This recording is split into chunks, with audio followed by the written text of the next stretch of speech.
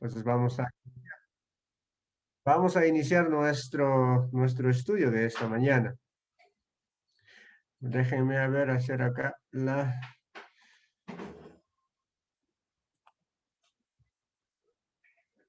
A ver.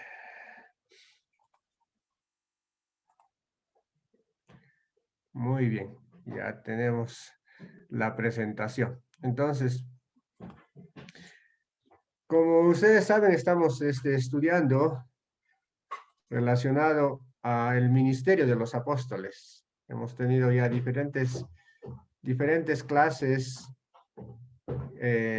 y esta es nuestra lección número 14. ¿Sí? La lección número 13 estaba relacionada con los aciertos de los apóstoles.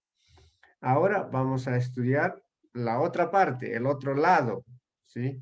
Vamos a estudiar acerca de los desaciertos de los apóstoles, ¿no? Nuestro hermano Juan Carlos el domingo pasado nos ha ilustrado bastante respecto a lo que eran los aciertos de los apóstoles, ¿sí? Hemos estudiado con él, hemos estudiado diferentes aspectos, ¿no? En esta serie que estamos estudiando, ¿sí? Hemos estudiado básicamente, ¿sí? Enfocados en las buenas cosas o las acciones correctas que ellos hicieron conjuntamente con Jesús, ¿no? Para eso el hermano nos ha ilustrado cómo, sí, dieron en el blanco, ¿no? Entonces la pregunta del hermano, que es la misma pregunta, ¿sí? Que vamos a tener esta mañana, ¿sí? Era, ¿qué acciones correctas podemos aprender de los apóstoles? ¿Sí? Ahora vamos a aprender también qué acciones correctas de sus desaciertos. La semana pasada era de sus aciertos, ahora de sus desaciertos. Sabemos, hermanos, que eh, las cosas negativas también nos traen enseñanza. Podemos sacar de los ejemplos negativos muchas enseñanzas positivas para nosotros. Entonces, esa es una de las razones, sí, por la cual basamos nuestro estudio en la misma pregunta. También estas acciones, pues, que hicieron los hermanos fueron acciones correctas, que dieron en el blanco. Entonces, lo que podemos ver ahora es que los desaciertos no dieron en el blanco, ¿no? Se fueron por los costados, se fueron por otros lados, ¿sí? Pero aún así tenemos mucho de qué aprender. El contenido de nuestro hermano Juan Carlos de las acciones acertadas, ¿sí? Fueron 7. Él nos dijo que había muchas otras cosas más, pero estas son las que estudiamos conjuntamente con él, ¿sí? La primera, atender al llamado de Jesús. La segunda, reconocer a Cristo. La tercera, desear aprender. La cuarta, obedecer las instrucciones. La quinta, ser instrumentos de justicia. La sexta, perseverar ante la oposición. Y de acuerdo a lo que dijo nuestro hermano, una séptima para poder, ¿sí? Recordar, ¿sí? Como este número 7 era liderar con sabiduría. Pues estas cosas, como nos enseñó, ¿sí? Que fueron aciertos, ¿sí? Se hicieron para que les ayudaran a cumplir el ministerio que Cristo les dejó a sus apóstoles. Muy bien. Hermanos, acompáñenme ahí en una oración. Vamos a orarle al Señor y vamos a decirle a nuestro Padre, bendito Dios, amado y generoso Señor, te oramos esta mañana para que tú nos guíes, Padre, en este estudio, Señor, para que tú puedas darnos, Padre, a través de estos ejemplos, Señor, la oportunidad de ver qué es lo que tú deseas, Señor, para la edificación de nuestras vidas, Padre. Sabemos que tu Hijo amado ha estado con sus discípulos, Señor, en esta tierra, Padre, y Él les ha enseñado muchísimas cosas. Y es así que queremos también nosotros como discípulos tuyos, discípulos de tu Hijo amado, aprender todas esas cosas, Padre, para así tener una vida, Padre, ejemplar, una vida buena y digna delante tuyo, Señor.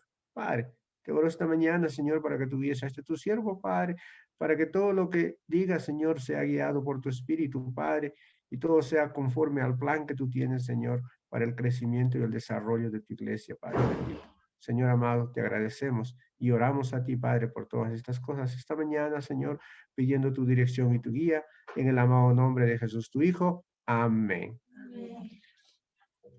Muy bien. Entonces, ¿qué es lo que vamos a estudiar esta mañana? ¿Cuál es nuestro contenido? También vamos a estudiar 7 desaciertos. ¿Cuáles son? ¿No? Los vamos a enumerar. Estos desaciertos fueron el querer ser el mayor de los apóstoles. El segundo, tener falta de fe. El tercero, poner la mirada en las cosas de los hombres. El cuarto, tener una mente enceguecida. El quinto, ser incrédulo. El sexto, no saber de qué espíritu es uno. Y finalmente el 7, no a la violencia como hijos de Dios. ¿Sí? Entonces vamos a ir desarrollando esto y para lo cual vamos a enfocarnos en la palabra del Señor. Entonces, para desarrollar el primer desacierto, el querer ser el mayor de los apóstoles, vamos a enfocarnos básicamente en 2 pasajes. ¿Sí? Vamos a estudiar Lucas 22, 24 al 30 y Mateo 20, 20 al 28. Entonces, ¿sí? Me siguen con la lectura. Tenemos Lucas 22, 24 al 30, lo que vamos a desarrollar primero, ¿sí? Los desaciertos son, pues, malas acciones, acciones incorrectas, pero que gracias, ¿sí?, al gran amor y a la bondad de Dios, fueron corregidas en su momento por el Señor Jesús y trajeron mucha enseñanza para sus apóstoles. Entonces, este primer pasaje que vamos a estudiar dice lo siguiente. Lucas 22, capítulo 22, versículo 24. Hubo también, dice, entre ellos una disputa sobre quién de ellos sería el mayor. Pero él les dijo, los reyes de las naciones se enseñorean de ellas y los que sobre ellas tienen autoridad son llamados bienhechores. Mas no así vosotros, sino sea el mayor entre vosotros como el más joven y el que dirige como el que sirve. Porque ¿cuál es mayor? ¿El que se sienta a la mesa o el que sirve? ¿No es el que se sienta a la mesa? Mas yo estoy entre vosotros como el que sirve. Pero vosotros sois los que habéis permanecido conmigo en mis pruebas. Yo pues os asigno un reino, como mi Padre me lo asignó a mí, para que comáis, bebáis a mi mesa en mi reino y os sentéis en tronos juzgando a las 12 tribus de Israel. Muy bien, entonces este pasaje nos ilustra muy bien. Si entramos en el contexto, ¿cuál es el contexto? ¿Sí? Primero que entre ellos, dice, entre sus discípulos hubo una discrepancia, ¿sí? En su pensamiento muy humano, ¿sí? Ellos querían saber quién sería el mayor. O sea, en otras palabras, lo que ellos estaban viendo era quién iba a ocupar el puesto del Señor Jesús cuando Él ya no estuviera conjuntamente con ellos. Quién iba a llevar a todo este grupo hacia adelante, ¿sí? El Señor Jesús, ¿sí?, hace una corrección al respecto. Hace una corrección a esta discrepancia entre ellos, ¿sí? Y les muestra 2 aspectos diferentes, ¿sí? Primero es su pensamiento humano, su pensamiento, ¿sí?, relacionado al entorno que había en ese tiempo, ¿no? El 25 dice, pero él les dijo, los reyes de las naciones se enseñorean de ellas y los que sobre ellas tienen autoridad son llamados bienhechores. Es decir, ¿sí?, que lo que el Señor les estaba mostrando es que el que tenía autoridad en el mundo de ese tiempo, era quien se enseñoreaba sobre las demás personas. Pero eso era de manera terrenal. Pero la enseñanza del Señor Jesús en ese tiempo no estaba en esa relación. Es el otro aspecto, es el aspecto fundamentalmente, ¿sí?, basado en el servicio. ¿Sí? 26 dice, más no así vosotros, sino sea el mayor entre vosotros como el más joven, y el que dirige como el que sirve. Es decir, ¿sí?, la enseñanza estaba basada que el que quería sentirse superior a los demás debía ser el más servicial entre todos, el que hacía más servicio. 27 dice, porque ¿cuál es mayor? ¿El que se sienta a la mesa o el que sirve? Es una pregunta. Y también dice, no es el que se sienta a la mesa, no es una afirmación, es una pregunta. ¿Sí? Y se pone el mismo como ejemplo, mas yo estoy entre vosotros como el que sirve.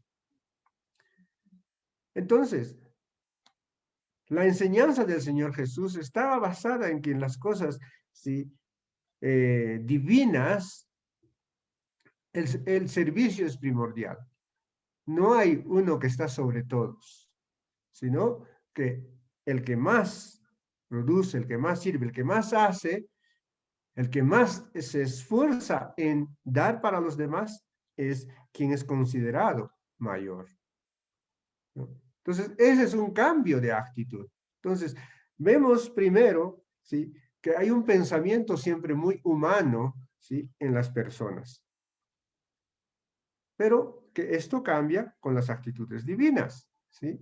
Los versículos 28 y 29 están relacionados a lo que iba a venir más adelante, ¿sí? Lo que ellos iban a hacer cuando el Señor Jesús ya no esté, ¿no? Como una especie de profecía para ellos. Pero eso no lo vamos a tocar, sino que estamos enfocándonos, ¿sí?, que el desacierto que ellos tuvieron era querer asumir una postura de autoridad, una postura de rey sobre los demás, ¿no? El siguiente versículo, el siguiente pasaje que nos ayuda está en Mateo 20, 20 al 28. De igual modo, vamos a leerlo. Dice lo siguiente: entonces se le acercó la madre de los hijos de Zebedeo con sus hijos, postrándose ante él y pidiéndole algo. Él les dijo, ¿qué quieres? Ella le dijo, ordena que en tu reino se sientan estos dos hijos míos, el uno a tu derecha y el otro a tu izquierda. Entonces Jesús respondiendo dijo, no sabéis lo que pedís. ¿Podéis beber del vaso que yo he de beber y ser bautizados con el bautismo con que yo soy bautizado? Y ellos le dijeron, podemos. Él les dijo, a la verdad, de mi vaso beberéis, y con el bautismo que yo soy bautizado seréis bautizados. Pero el sentaros a mi derecha y a mi izquierda no es mío darlo, sino a aquel para quienes está preparado por mi Padre. Cuando los 10 oyeron esto, se enojaron contra los dos hermanos. Entonces Jesús, llamándolos, dijo, ¿sabéis que los gobernantes de las naciones se enseñorean de ellas y los que son grandes ejercen sobre ellos potestad? Mas entre vosotros no será así, sino que el que quiera hacerse grande entre vosotros será vuestro servidor, y el que quiera ser el primero entre vosotros será vuestro siervo, como el Hijo del Hombre no vino para ser servido, sino para servir y para dar su vida en rescate por muchos. Entonces, ¿cuál es el contexto en el cual estamos viendo? ¿Sí? Este desacierto de los apóstoles, ¿sí? Esta acción incorrecta, ¿sí? Que la aspiración normal del ser humano es siempre estar sobre los demás. Entonces, la madre, dice los hijos de Zebedeo, es decir, ¿quién? La madre de Juan y Jacobo, el mayor, ¿sí? Se presenta ante el Señor Jesús y le pide que sus hijos se sienten a su derecha y a su izquierda en su trono, ¿no? En su trono. Vemos otra vez, ¿sí?, el pensamiento del mundo, el pensamiento humano, ¿sí?, que ella esperaba, como todo judío de ese tiempo, que el Señor Jesús instaurara un reino humano, un reino terrenal, pero no fue así, no era eso, ¿sí? No era lo que el Señor Jesús había venido a hacer, ¿sí? Él les dice, ¿sí?, acerca de beber su vaso y ser bautizado con el bautizo que él iba a ser bautizado, ¿sí? Y es verdad que eso pudieron hacer los apóstoles. Comparativamente era similar en ese sentido, ¿sí? Pero el hecho de estar a su diestra y a su siniestra no le correspondía al Señor Jesús, como él les dice, sino más bien a su Padre, ¿no? A su Padre. Pero lógico, es lógico que los demás, los otros 10, pues se molestaran por esta petición, porque todos sentían el mismo, que tenían el mismo derecho, ¿no es cierto? Y la corrección del Señor Jesús es similar a la que hemos visto anteriormente, ¿sí? Que no tengan ese pensamiento humano, ¿sí? Que no comparen el gobierno, ¿sí?, de las naciones de ese tiempo. Porque los gobernantes, dice el versículo 25, ¿sí?, ejercían potestad sobre esas naciones. Ejercían opresión sobre estas naciones. ¿Cuál es la enseñanza? La enseñanza y la corrección del Señor Jesús está en el versículo 26. Dice, mas entre vosotros no será así. ¿Qué les está diciendo el Señor Jesús? Lo primero que le está diciendo, entre todos ustedes, entre ustedes 12, no hay ninguna diferencia. Todos son iguales. Todos están al mismo nivel. Nadie tiene autoridad sobre el otro. Dice, sino el que quiere hacerse grande entre vosotros será vuestro servidor. Es decir, para tomar esa posición, ¿sí?, de preeminencia, lo único que deberían hacer es servir, es esforzarse en ser siervo de los demás. Versículo 27, y el que quiera ser el primero entre vosotros será vuestro siervo.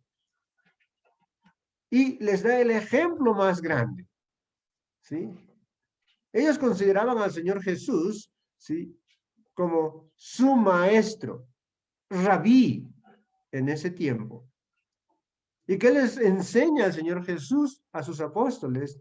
Les dice, ¿sí?, como el Hijo del Hombre no vino para ser servido, sino para servir y para dar su vida en rescate por muchos. Es decir, con toda su autoridad, con toda su divinidad, ¿sí?, siendo el Mesías esperado, el Señor Jesús, ¿sí?, vino con el propósito de servir, para así ser considerado en esa preeminencia. Entonces, nuevamente vemos esa diferencia entre lo que tiene el pensamiento humano y el pensamiento divino. Esta acción equivocada, este desacierto, esta acción incorrecta de los apóstoles, ¿sí?, aún en vida del Señor Jesús, es corregida. Y es por eso que vemos, ¿sí?, estudiando más adelante, que entre ellos, después de la muerte del Señor Jesús, no hubo quien tuviera autoridad sobre los otros, sino que todos se mantuvieron en un mismo nivel e hicieron el trabajo que deberían hacer. Este es un desacierto. El segundo desacierto que vamos a ver está relacionado a tener falta de fe, a estar falto de fe. Vamos a estudiar 5 pasajes al respecto que nos va a mostrar esta relación. El primer pasaje que vamos a analizar está en Mateo 17, del 14 al 20. Y dice lo siguiente. Cuando llegaron al gentío, vino a él un hombre que se arrodilló delante de él diciendo, Señor, ten misericordia de mi hijo que es lunático y padece muchísimo, porque muchas veces cae en el fuego y muchas en el agua. Y lo he traído a tus discípulos, pero no lo han podido sanar. Respondiendo Jesús dijo, oh generación incrédula y perversa, ¿hasta cuándo he de estar con vosotros? ¿Hasta cuándo os he de soportar? Traédmelo acá. Y reprendió Jesús al demonio, el cual salió del muchacho, y éste quedó sano desde aquella hora. Viniendo entonces los discípulos a Jesús aparte, dijeron, ¿por qué nosotros no pudimos echarlo fuera? Jesús les dijo, por vuestra poca fe, porque de cierto, os digo que si tuvierais fe como un grano de mostaza, diréis a este monte, pásate de aquí a allá, y se pasará, y nada os será imposible. ¿Qué estamos viendo? ¿Qué estamos viendo en este momento?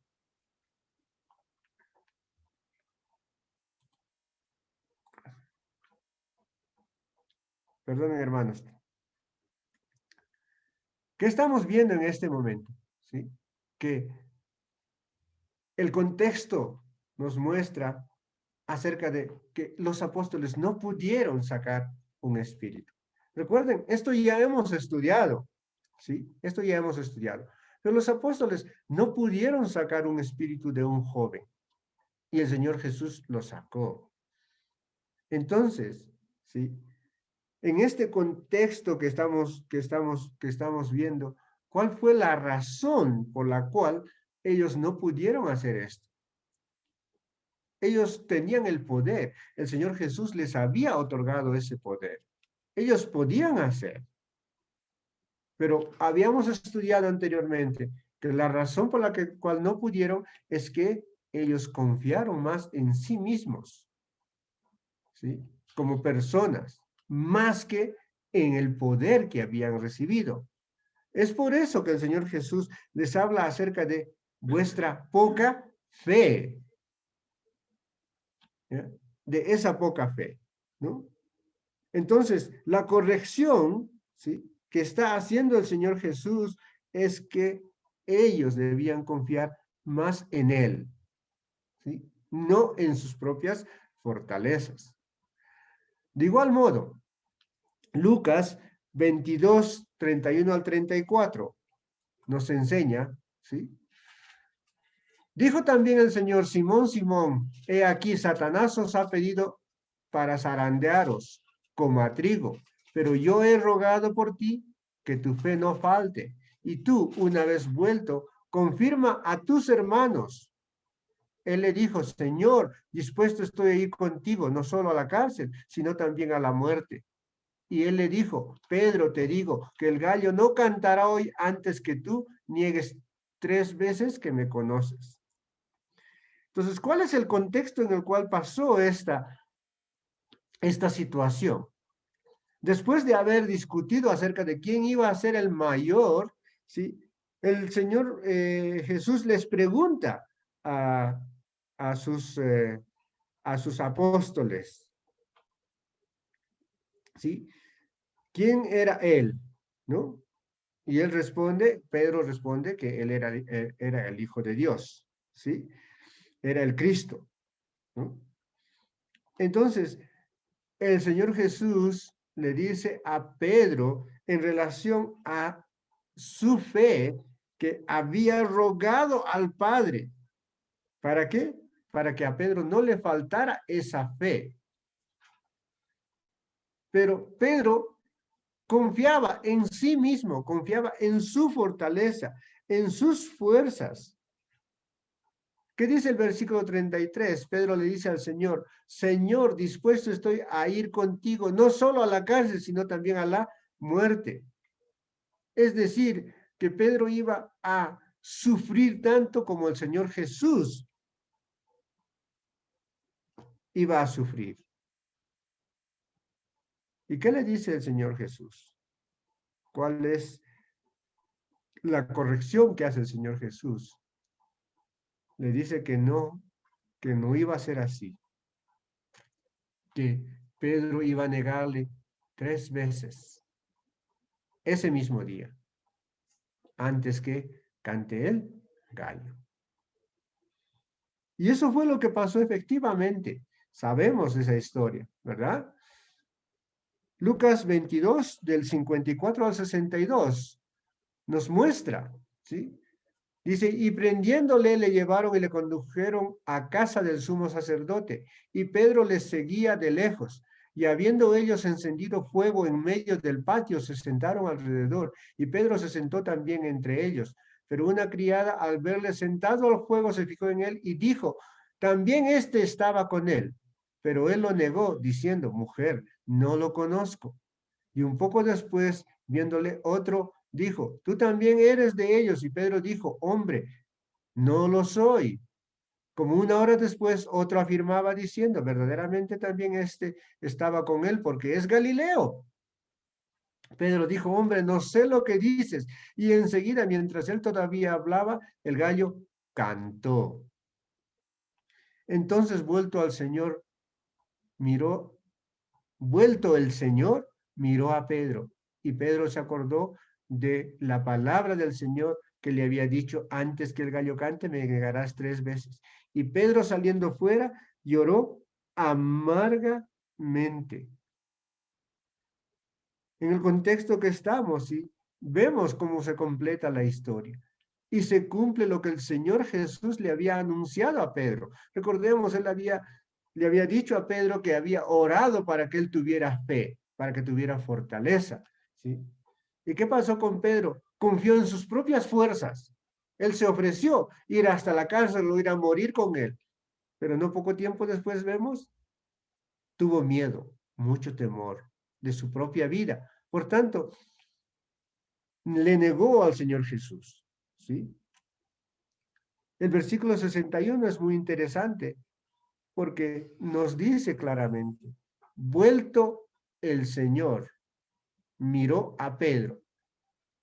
En otras palabras, podemos ver que, ¿sí? El Señor Jesús le estaba diciendo, ¿sí? Pedro, te lo había dicho. Pedro, ¿recuerdas por qué había pedido yo al Padre que tuvieras fe? Y lógicamente, ¿no? En Pedro, ¿sí? Nace un sentimiento. Y dice, Pedro se acordó de la palabra del Señor que le había dicho. Recordó todo lo que había ofrecido y no pudo cumplir. Antes que el gallo cante, me negarás 3 veces. Y eso es lo que pasó. Entonces, la corrección que vemos acá es el cambio de actitud completa de Pedro. Versículo 62 dice, y Pedro saliendo fuera lloró amargamente, ¿sí? Para poder entender ese cambio de actitud, tenemos que estudiar completamente la vida de Pedro. Sabemos que Pedro fue uno de los pilares principales de la iglesia en el inicio en Jerusalén, después de la muerte del Señor Jesús. Y no solo eso, sino también en la dispersión. Cuando comenzaron a establecerse congregaciones en todas las diferentes provincias, como en Judea, en Samaria, y como dice en Hechos 1:8, ¿sí? Hasta el último rincón de la tierra. Entonces vemos claramente, ¿sí? esa corrección de un desacierto que tuvo Pedro, ¿sí? De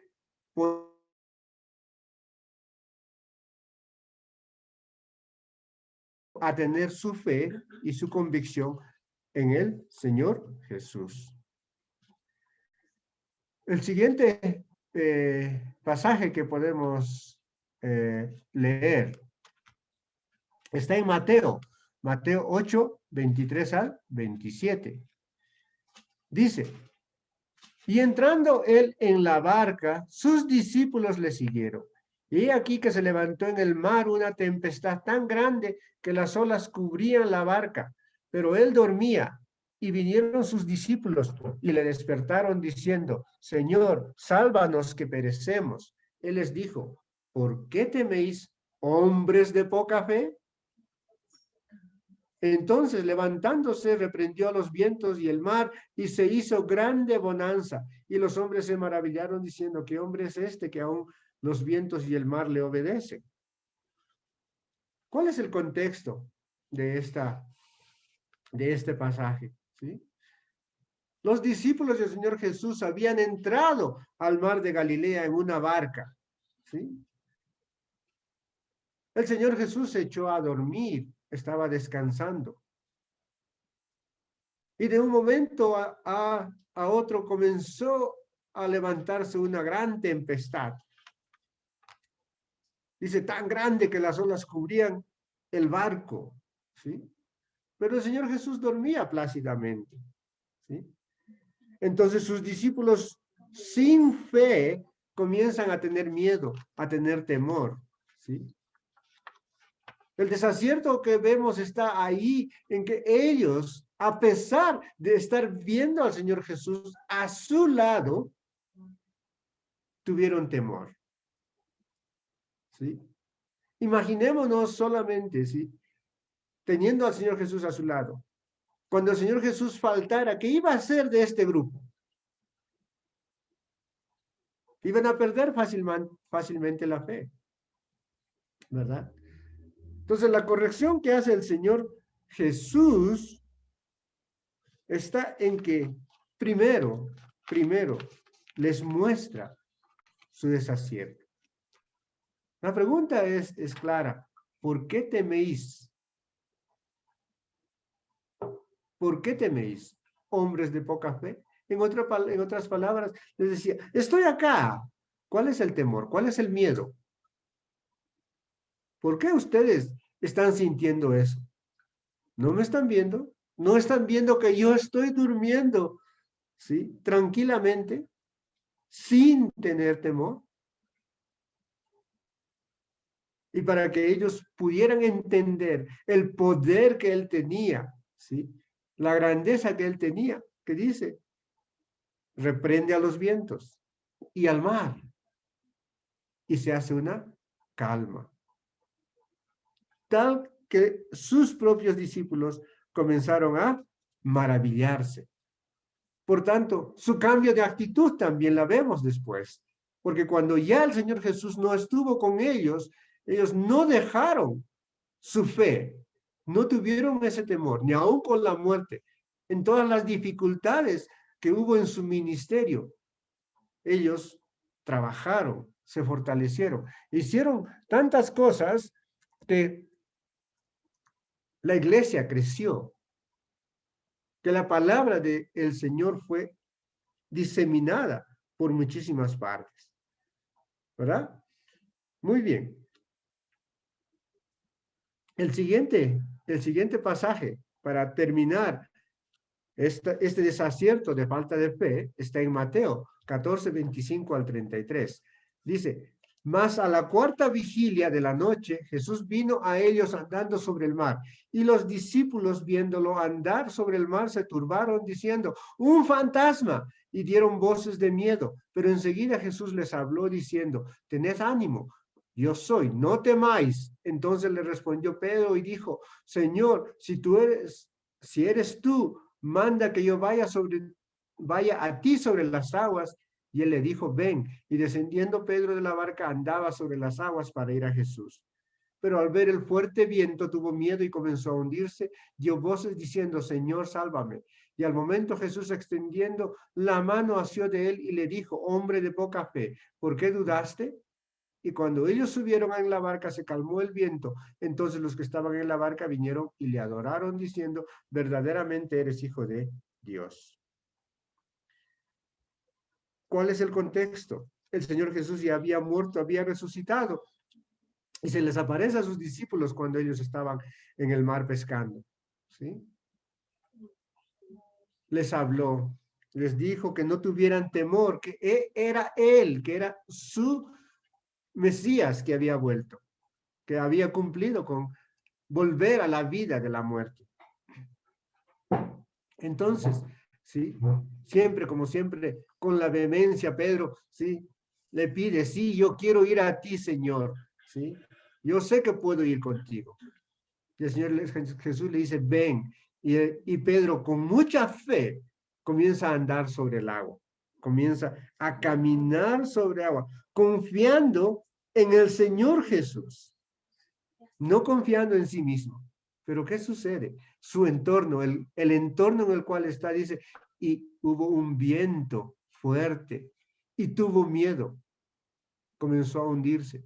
¿Qué nos muestra esto? Que esa fe que inicialmente tuvo Pedro, que lo impulsó a caminar sobre el agua, la perdió. La perdió. Y por tanto comenzó a hundirse. ¿Cuál es, sí, la corrección que hace el Señor Jesús? ¿Sí? Le muestra, mira Pedro, ¿sí? Tú seguirías caminando sobre el agua, pero ¿por qué no lo hiciste? Dice, hombre de poca fe, ¿por qué dudaste? Por las dudas que ingresaron en su mente, ¿sí? Por el temor, por el fuerte viento, dejó de andar. ¿Qué hace el Señor Jesús? Dice, lo saca del agua, ¿sí? Sube a la barca y calma el viento, ¿no? Nuevamente vemos otra vez esa diferencia entre lo que es el pensamiento humano y el pensamiento divino, ¿sí? Y ahí está, ¿sí? La esencia de la fe, en pensar cómo es el pensamiento divino, no en la fuerza ni en la cualidad humana. Vamos a ir al tercero, ¿sí? Poner la mirada en las cosas de los hombres, ¿sí? Vamos a ver dos pasajes al respecto. Marcos 8, 27 al 33 nos dice, salieron Jesús y sus discípulos por las aldeas de Cesarea, de Filipo, y en el camino preguntó a sus discípulos diciendo, ¿quién dicen los hombres que soy yo? Ellos respondieron, unos Juan el Bautista, otros Elías y otros algunos de los profetas. Entonces él les dijo, ¿y vosotros? ¿Quién decís que soy? Respondiendo Pedro le dijo, tú eres el Cristo, pero él les mandó que no dijeran esto de él a ninguno. Y comenzó a enseñarles que le era necesario al Hijo del Hombre padecer mucho y ser desechado por los ancianos, por los principales sacerdotes, por los escribas, y ser muerto y resucitar después de 3 días. Esto les decía claramente. Entonces Pedro le tomó aparte y comenzó a reconvenirle. Pero él, volviéndose y mirando a los discípulos, reprendió a Pedro diciendo, quítate de delante de mí, Satanás, porque no pones la mira en las cosas de Dios, sino en las de los hombres. Miren qué contraste, ¿sí? Miren qué contraste, ¿sí? En el contexto que vemos, ¿sí? Cuando Jesús pregunta a sus discípulos, ¿quién soy yo? ¿Sí? Pedro le responde acertadamente, ¿sí? Que es el Cristo, que es el Hijo de Dios. Pero al decirles y contarles y enseñarles qué es lo que le iba a pasar, qué iba a pasar con él, ¿sí? Que era necesario que él tuviera que padecer, que ser desechado por su pueblo que había esperado a su Mesías. ¿Qué hace Pedro? Pedro toma al Señor Jesús y lo lleva aparte y comienza a decirle que no lo haga, que no haga esas cosas, ¿sí? Vemos nuevamente, sí, esa actitud, ese pensamiento muy humano de Pedro, de no querer aceptar los planes de Dios, las cosas que estaban establecidas, ¿sí? Trata de convencerles de que al Señor Jesús de que no pase todas estas cosas, ¿sí? ¿Y cuál es la corrección del Señor Jesús? ¿Sí? Cristo le conmina, ¿sí? A que tiene que él cumplir las cosas que estaban establecidas por su Padre, ¿sí? Que esto que Pedro estaba haciendo, esta acción indebida de Pedro, era como un tropiezo en su vida, ¿sí?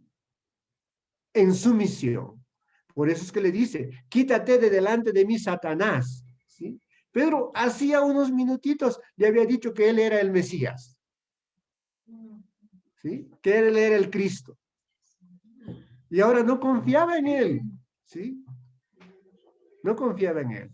¿Por qué? Porque Pedro estaba mirando, dicen, las cosas de los hombres, ¿sí? No en las cosas de Dios. Entonces, poner la mira en las cosas de los hombres no es una actitud adecuada, ¿sí? Para el creyente. El segundo pasaje que vamos a ver está relacionado al mismo, ¿sí? Mateo 16, 21 al 23. Dice, desde entonces comenzó Jesús a declarar a sus discípulos que le era necesario ir a Jerusalén y padecer mucho de los ancianos y de los principales sacerdotes y de los escribas y ser muerto y resucitar al tercer día. Entonces Pedro, tomándolo aparte, comenzó a convenirle, diciendo, Señor, ten compasión de ti. En ninguna manera esto te acontezca.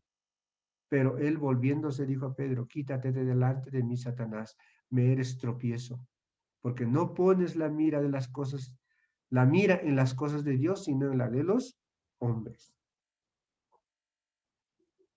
Entonces, Pedro tuvo una actitud de un pensamiento muy humano, de querer evitar que el Señor Jesús cumpliera con su misión, con lo que había venido a hacer. El cuarto, tener la mente enceguecida. El pasaje que vamos a estudiar es Marcos 8, 14 al 21. Dice lo siguiente, habían olvidado de traer pan y no tenían sino un pan consigo en la barca. Y él les mandó diciendo, mirad, guardaos de la levadura de los fariseos y de la levadura de Herodes. Y discutían entre sí diciendo, es porque no trajimos pan. Y entendiéndolo Jesús les dijo, ¿qué discutís? ¿Porque no tenéis pan? ¿No entendéis ni comprendéis que aún tenéis endurecido vuestro corazón? Teniendo ojos no veis, y teniendo oídos no oís. ¿Y no recordáis? Cuando partí los 5 panes entre 5,000, ¿cuántas cestas llenas de pedazos recogisteis? Ellos dijeron 12. Y cuando los 7 panes entre 4,000, ¿cuántas canastas llenas de pedazos recogisteis? Ellos dijeron 7. Y él les dijo, ¿cómo aún no entendéis? ¿Sí? Es tener la mente enceguecida, ¿sí? En el contexto es que ellos estaban yendo, ¿sí?, en el mar, pero olvidaron llevar pan. Y su pensamiento humano fue el alimento, el pan, ¿sí? Y cuando el Señor Jesús comienza a hablarles acerca de la levadura que corrompe, no entendieron. Y lo que ellos pensaron en su pensamiento humano, ¿qué cosa es? Que la razón por las cuales el Señor Jesús les estaba hablando acerca de la levadura de los fariseos y de Herodes era porque no habían llevado pan. Su preocupación estaba ahí, ¿sí? ¿Y qué les dice el Señor Jesús? ¿Sí? Él no hablaba del pan físico. Él hablaba de las cosas que los iba a contaminar, de las cosas que estaban haciendo los judíos. No era el pan. Y para que entendieran al respecto, les dice que cuando no había pasado mucho tiempo, cuando partió 5 panes entre 5,000, quedaron 12 cestas llenas de pan. Y cuando partió 7 panes entre 4,000, quedaron 7 canastas. ¿Cómo no iban a entender eso? Que él podía, si quería, sacar pan de donde no había, que no era el alimento, ¿sí? Ellos tenían la mente enceguecida y no entendían que lo que él les quería mostrar eran cosas de las cuales ellos debían tener cuidado para no contaminarse, ¿sí? Para no seguir esa actitud del pueblo judío. Cosas que no entendían. pero entendieron después de mucho tiempo cuando pasó. Por eso es que ellos fueron la fortaleza, ¿sí?, de la iglesia al inicio, ¿no? Entonces, la corrección que hizo el Señor Jesús es que ellos entendieran que no debían pensar en las cosas físicas, sino que la enseñanza estaba basada en que no debían tener cuidado, no debían hacer lo que hacía el pueblo, las cosas que ellos veían.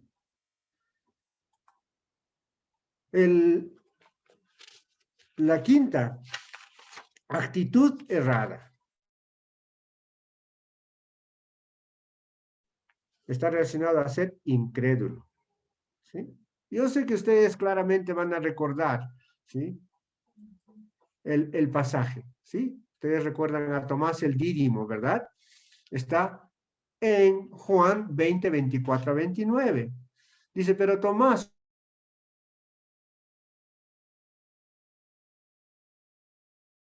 pues los otros, le dijeron pues los otros discípulos, al Señor hemos visto.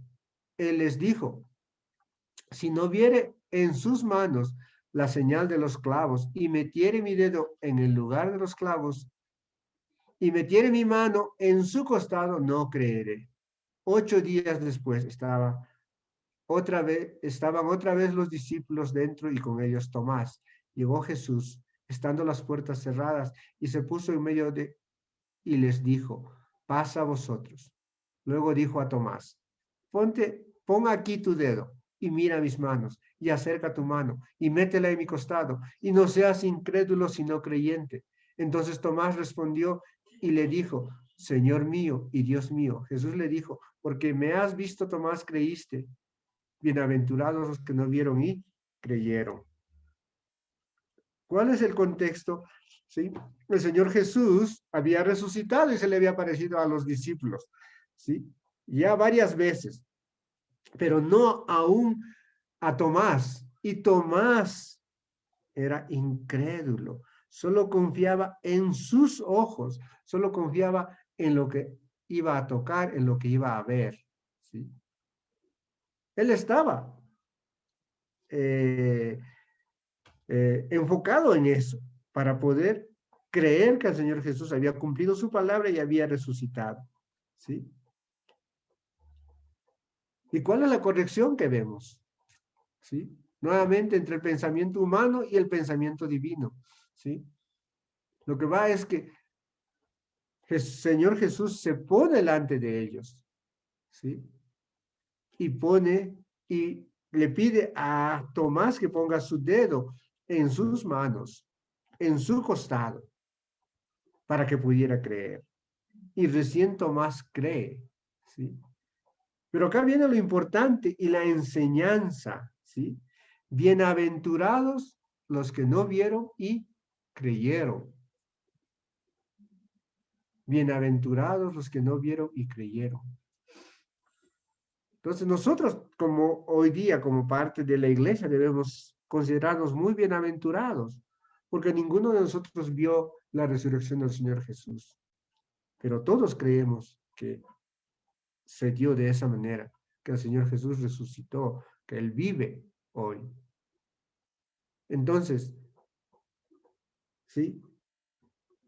Es una actitud negativa, es un desacierto, y fue un desacierto para este discípulo el no creer en la resurrección del Señor Jesús, a pesar de que los demás le dijeron que Él había resucitado. Continuamos. El sexto desacierto, no saber de qué espíritu es uno. Lucas 9, 51 al 56 dice, cuando se cumplió el tiempo en el que él había de ser recibido arriba, afirmó su rostro para ir a Jerusalén y envió mensajeros delante de él, los cuales fueron y entraron en una aldea de los samaritanos para hacerle preparativos. Mas no le recibieron porque su aspecto era como de ir a Jerusalén. Viendo esto, sus discípulos, Jacobo y Juan, dijeron, Señor, ¿quieres que mandemos que descienda fuego del cielo, como hizo Elías, y los consuma? Entonces volviéndose, él los reprendió diciendo, vosotros no sabéis de qué espíritu sois, porque el Hijo del Hombre no ha venido para perder las almas de los hombres, sino para salvarlas, y se fueron a otra aldea. ¿Cuál es el contexto? Jesús, para cumplir con su misión, debía ir a Jerusalén, para lo cual envía mensajeros delante de sí. Estos entran en una aldea en Samaria, ¿sí? Pero al no ser recibidos, ¿sí? Para que hagan esos preparativos, ¿sí? Sus discípulos, Juan y Jacobo, le piden que haga caer fuego sobre ellos, en otras palabras, que los destruya, que los mate, ¿sí? Pero ¿cuál es la enseñanza? ¿Cuál es la corrección del Señor Jesús? El Señor Jesús les enseña que no se debe hacer, que no está bien hacer esas cosas, que Él no vino a matar a nadie, que no vino a destruir, sino más bien a salvar, ¿sí? No solamente la vida de las personas, mucho más importante, a salvar las almas de las personas, ¿sí? Eso es lo que el Señor Jesús vino a hacer. Muy bien, hermanos. Y para concluir, ¿sí? El último desacierto, el no a la violencia, ¿sí? Sabemos que el Señor Jesús les enseñó mucho acerca de la paz a sus discípulos, ¿sí? Pero vemos acá en este pasaje de Lucas 22, 47 al 53, ese momento en el cual el Señor Jesús es capturado. Dice, mientras él aún hablaba, se presentó una turba y el que se llamaba Judas, uno de los 12, iba al frente de ellos y se acercó hasta Jesús para besarle. Entonces Jesús le dijo, Judas, ¿con un beso entregas al Hijo del Hombre? Viendo los que estaban con él lo que había de acontecer, le dijeron, Señor, heriremos a espada. Y uno de ellos hirió a un siervo del sumo sacerdote y le cortó la oreja derecha. Entonces respondiendo Jesús dijo, basta ya, dejad y tocad, y tocando su oreja le sanó. Y Jesús dijo a los principales sacerdotes, a los jefes de la guardia del templo y a los ancianos que habían venido contra él, como contra un ladrón habéis salido con espadas y palos, y habiendo estado con vosotros cada día en el templo, no extendisteis las manos contra mí. Mas esta es vuestra hora y la potestad de las tinieblas. En el contexto, es la captura del Señor Jesús en el Getsemaní, ¿sí? Cuando va un grupo grande de gente con los sumos sacerdotes, ¿sí? Y los guardias del templo, etcétera, etcétera, capturarlo al Señor Jesús. Pues los apóstoles prestos a defender al Señor Jesús se enfrentan a ellos, ¿no? Y dice, heriremos a espada. Y uno de ellos dice, saca la espada y le corta la oreja de uno de los siervos del sacerdote. Entonces, la corrección que hace el Señor Jesús es que les enseña que eso no está bien, que no se debe tomar esa actitud de violencia, ¿sí? Dice, basta ya, dejad, no, no repeléis las cosas con las espadas, ¿sí? Les enseña que no está bien matar ni destruir, ¿sí? La corrección es que ellos no deben responder con violencia y cura y sana la oreja de quien fue herido. Entonces, amados hermanos y hermanas, en conclusión, hemos estudiado estos 7 desaciertos, ¿sí? Que nos sirven en nuestra vida. Hoy en día, tampoco en nosotros debe haber ese querer de querer ser el mayor que alguno de los de la iglesia, sino más bien debemos estar enfocados en ser serviciales. Segundo, pase lo que pase en nuestro entorno, debemos perder la fe. Recordemos que quien está a nuestro lado, quien está con nosotros todo el tiempo, es el Señor Jesús. El pasaje dice, revestidos de Cristo estáis. ¿Sí? Entonces, por tanto, uno no debe de perder su fe.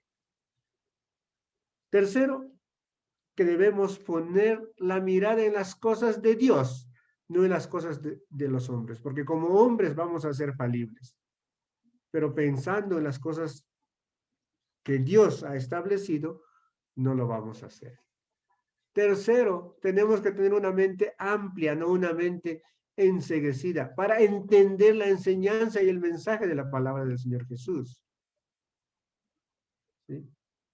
Cuarto, no debemos ser como Tomás, ¿sí?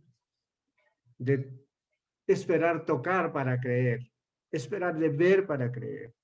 Confiemos en las cosas que el Señor Jesús dijo e hizo en su vida acá, en las promesas de Dios. Sexto, es que debemos saber de qué espíritu estamos. ¿Sí? De un espíritu divino, de un espíritu de paz, de amor. ¿Sí? Debemos entender que lo que el Señor quiere es salvar almas. Y ese es el espíritu que nos debe mover a llevar su palabra. Y finalmente, como hijos de Dios, ser pacificadores, no ser violentos, no actuar con la vehemencia que actuó este discípulo, ¿sí? De cortarle la oreja a una persona, ¿sí? Sino más bien de llevar la palabra de Dios. Que el Señor nos bendiga a todos esta mañana, amados hermanos.